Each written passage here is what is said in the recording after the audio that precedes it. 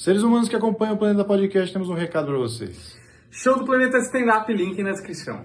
Mas uma coisa que eu queria te perguntar, que é um vídeo famoso, possivelmente, ou provavelmente você deve ter visto já, que é de uma menininha que ela é adotada com um irmão e esse é um vídeo, deve ser final dos anos 80, talvez começo dos anos 90, tem na internet de graça, pra quem tiver curioso. E aí é uma menininha que os pais adotivos, né, começam a perceber um comportamento estranho, uma vontade de assassinar o próprio irmão. Ela devia ter tipo uns 7, 8 anos. E aí você vê que tinha um comportamento agressivo e eles chamam um psicólogo. E o psicólogo começa a trabalhar a menina tal, e começa a perceber que na casa anterior, ou em algum momento antes dela chegar nessa casa, ela tinha sido abusada sexualmente, possivelmente pelo próprio pai biológico, sofrido violências fortes e tal. E ela apresentava já muito cedo características de um psicopata e, assim, tipo, pegar a faca pra tentar matar o irmão, coisas, assim, muito específicas numa idade muito jovem. E, muito loucamente, essa menina foi recuperada. Então, quer dizer, ela virou uma adulta cidadã normal, funcional, e pelo menos até onde eu li, totalmente recuperada. Eu não sei se isso é um mito, mas eu acho que a maioria das pessoas acreditam que nasceu psicopata, meio que já era, não tem o que fazer, meio que morreu. Ou ela, no caso, ela não virou psicopata, né? Ela sofreu abusos que devem ter mudado o tipo de sistema operacional do comportamento dela, que, pego numa idade jovem, conseguiram reverter. Como que é meio que essa parada? É reversível, não é? Quando não é? Sabe aquela história do sabor, como a gente diz, né? Ela não experimentou o sabor de matar. Ela não chegou a matar. Uhum. Muitos, depois que matam, eles não conseguem se recuperar, né? Então, como ela tinha uma atenção, pais atenciosos, pessoas que foram atrás, né? Uhum. Então, ela, na realidade, ela não avançou no processo fantasioso, né? É raro, é raríssimo, Certo. né? Na maioria das vezes, o problema todo está em ao ato. Quando você vai ao ato, é pesado. Uhum. Dificilmente você consegue reverter. No caso de serial killers, uma vez que se mata, eu não conheço nenhum ex-serial killer. Certo. Se no Brasil se conhece alguém, tá bom de falar pro resto do mundo, que eu acho que ninguém sabe. Então, depois que eles matam, eles não param mais. Uhum. Posso dizer irreversível, porque eu não conheço nenhum caso em que é diferente do dela. Ela não chegou a matar ninguém, certo? Então, aí é um outro contexto, tá? Então, essa fantasia, ela pode sendo moldada lá. Inclusive, é igual uma doença física, se existe uma identificação precoce da situação, sim, você pode, em alguns casos, reverter, né? Pode nunca chegar ao ato em si, né? Fica só na fantasia, não vai ao ato.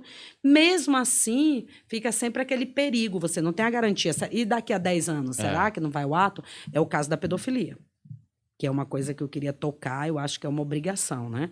No Brasil não se estuda pedofilia, não se sabe nada de pedofilia. A galera ainda discute aí, por exemplo, acho que vocês já ouviram essa discussão, pedofilia é uma doença mental, não é uma doença mental? Está se discutindo isso. Isso já está determinado nos manuais de psicologia e de psiquiatria, pedofilia é um transtorno mental. Por quê? Porque pedofilia é uma parafilia, tá? Todas as parafilias são transtornos mentais. Isso aí já tá identificado. Então, não tem mais o que a gente discutir sobre isso. São 82 parafilias catalogadas, se eu não me engano. Existem 100 e poucas, tá? Então, só que a pedofilia é fantasia, né? Quando o cara pensa sobre aquilo. Ele pode ou não ir ao ato, mas, tipo assim, 90 e tantos % vão ao ato, tá? E aí a gente tem 2 tipos de perfil de padrão comportamental de pedófilos, que são os situacionais e os preferenciais.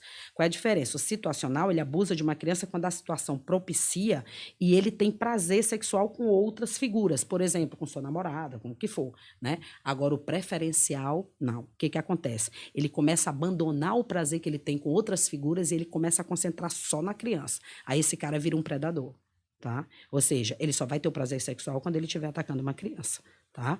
E os preferenciais são a maioria, tá? Então, a gente tem que ter muito cuidado. Outra coisa, psicólogo nenhum no mundo pode dizer assim, esse cara tem a fantasia de pedofilia, mas ele nunca vai desenvolver. Eu não posso dizer isso, porque para pedofilia não existe cura. Isso está determinado em todos os lugares que estudam isso, não existe cura para a pedofilia. O que eu tenho que fazer? Esses indivíduos têm que estar em constante vigilância. Por quê? Porque eu não posso garantir como psicólogo, como psiquiatra, tá? Que eu fiz um tratamento nele e ele, a partir daquele momento, ele vai parar de atacar crianças. Ele pode parar por 10 anos, daqui a 10 anos ele atacar. Ele é o ato em si. Ou seja, ele fantasia e vai ao ato. A grande maioria vai ao ato em algum momento. Os estudos mostram isso. Aí, às vezes, a gente diz assim, então, idosos são mais pedófilos do que quem não é. Não é bem isso. É porque, muitas vezes, o cara controlou a fantasia, só que quando chega na fase que ele está mais velho, por causa de determinadas demências, né? Ou coisas mais simples até, como uma degeneração de construtos cognitivos, o cara não consegue mais controlar a fantasia, ele vai ao ato. Mas ele sempre foi pedófilo.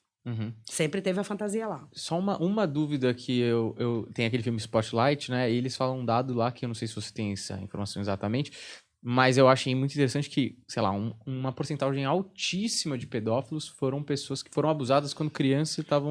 Isso é uma coisa interessante, é muito interessante falar. Se você pega um estudo que o pesquisador encontrou uma única vez com esse determinado pesquisado, e ele pergunta se sofreu abuso sexual, a pessoa vai dizer que não. Então, se você pega um estudo não longitudinal, né, e que nesse estudo se tem um único contato, vai dar em torno de 25%.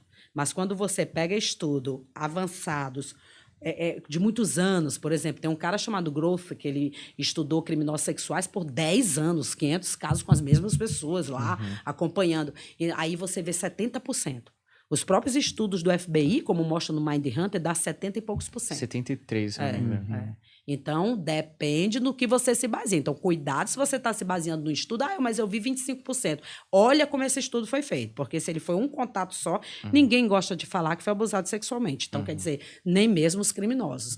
Eles vão falar isso ou dentro de uma terapia, né, com psicólogo, né, ou de um tratamento com psiquiatra, que já está mais tempo ali com ele, ou dentro de um tipo de entrevista, como aquela conduzida pelo FBI e pelo pessoal da psicologia investigativa, onde eles têm vários contatos com aquele indivíduo. Então, o indivíduo vai abrindo e contando sobre o crime, né, devagarzinho, e sobre a vida dele. E aí é onde você vê a ligação entre coisas que sofreram na sua infância, né, por exemplo, claro que tem ligação, porque se você sofre na infância abuso, negligência, lógico que isso vai ter um impacto.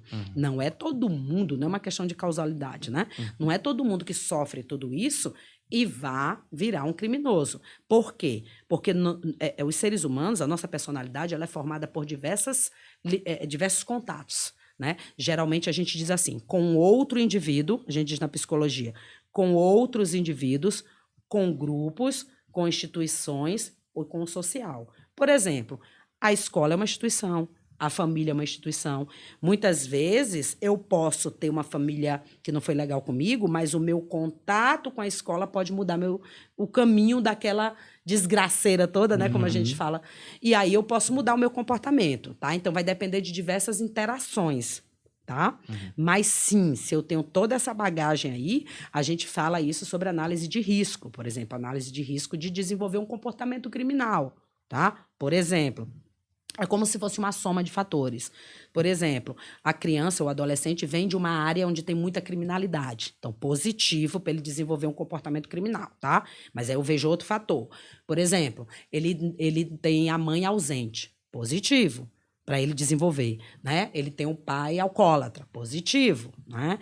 E ele não estudou, não está na escola. Positivo. Tá? Mas se eu tenho um indivíduo que ele veio de uma área de muita criminalidade, positivo, mas ele tem a mãe presente, negativo. Ele tem um pai, né, que dá atenção de pai, não abusa dele, não é negligente, negativo para ele desenvolver o comportamento criminal. E ele está na escola, negativo. Então, embora ele venha de uma comunidade, de um local onde tem muita criminalidade, todos esses outros avaliações lá de risco vão ajudar para que ele não desenvolva o comportamento criminal. Então, a gente vê uma gama de fatores para poder predizer, né, essa questão de desenvolvimento do comportamento criminal.